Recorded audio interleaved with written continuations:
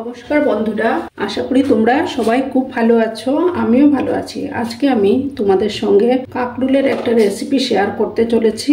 আশা করি তোমাদের ভালোই লাগবে। আমি দেখো এভাবে কাকরুলটাকে কেটে নিয়েছি। এইভাবে প্রথমে আমি কাকরুলটাকে একটু 2 মিনিটের জন্য বয়েল করে নেব। তার জন্য আমি গ্যাসটা ধরিয়ে দিচ্ছি, দিয়ে দেব জল, দিয়ে দেব জলটা যখন ফুটে উঠবে তারপর আমি কাঁকরোলগুলো দিয়ে দেব। আমার আজকের এই রেসিপিটি যদি তোমাদের ভালো লাগে তাহলে অবশ্যই একটা লাইক করার অনুরোধ রইল বন্ধুরা। আর যারা নতুন আছো বন্ধুরা, যারা এখনো অব্দি আমার চ্যানেলটিকে ভিজিট করোনি, তারা অবশ্যই চ্যানেলটিকে ভিজিট করে পাশে থাকা বেল আইকনটি প্রেস করে রাখবে, যাতে আমার ভিডিও ছাড়ার সাথে সাথে নোটিফিকেশন তোমাদের কাছে পৌঁছে যায়। চুলার আঁচটাকে একদম বাড়িয়ে দিয়েছি। আমি কাঁকরোলগুলো দিয়ে দিচ্ছি। জাস্ট 2 মিনিটের জন্য আমি এটাকে বয়েল করে নেব, মানে ভাপ দিয়ে নেব আর কি। আমি এখানে 5টা কাঁকরোল নিয়েছি। এটা 2 মিনিট ভাপ হতে থাক। জাস্ট 2 মিনিট এইভাবে ভাপিয়ে নিলেই হবে, তাতে কালারটাও ঠিক থাকবে। এবার আমি কতগুলো কাজু নেব।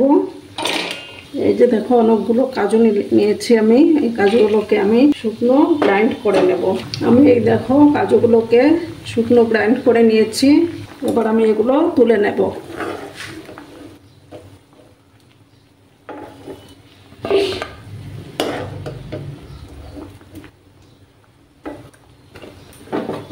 এবার আমি জলগুলো ফেলে দিব। প্যানটা আমার গরম হয়ে যাক, তারপর আমি তেল দেব।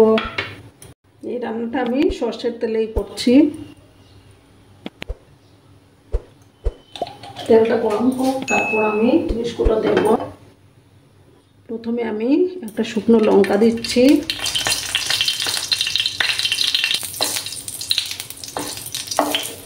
এবার আমি হাফ স্পুনের মতো কালো জিরা দিলাম। কালো জিরা থেকে একটা সুন্দর গন্ধ বেরোচ্ছে। চুলার আঁচটাকে আমি একটু কমিয়ে দিলাম। আমি এবার 1 চামচের মতো পোস্ত দিলাম।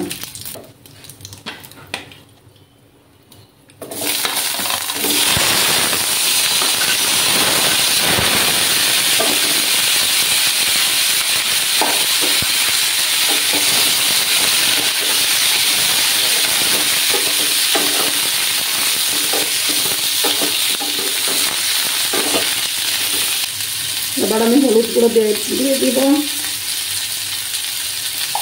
পরিমাণ মতো হলুদ গুঁড়ো দিলাম। একটু আমি ভাজা ভাজা করে নেব।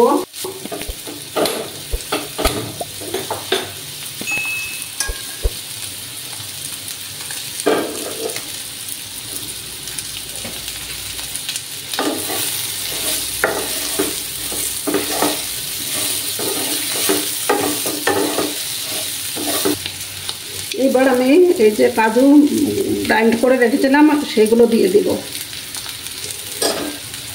সামান্য একটু জল দেব।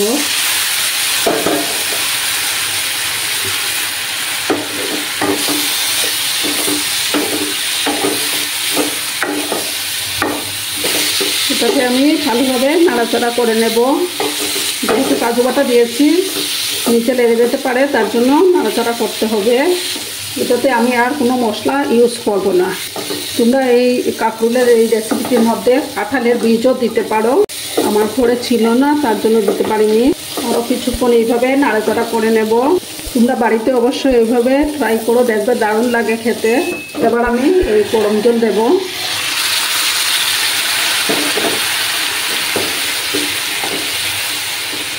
তোমরা তোমাদের পরিমাণ মতো জল দেবে, কিন্তু এই রেসিপিটির মধ্যে বেশি ঝোল দেওয়া যাবে না। একটু মাখো মাখো টাইপের হবে তরকারিটা। আর একটু জল দেব আমি।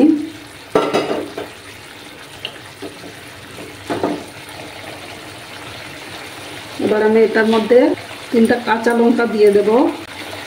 পরিমাণ মতো নুন দিয়ে দেব। এবার সামান্য একটু চিনি দেব।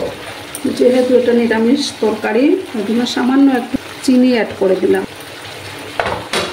চুলার আঁচটাকে আমি এবার কমিয়ে দেব, দিয়ে আমি এটা ঢাকা দিয়ে দেব। আমি 5 মিনিটের জন্য ঢাকা দিয়ে দেব। 5 মিনিট পরে আমি ফিরে আসছি। 5 মিনিট পরে আমি ফিরে আসলাম।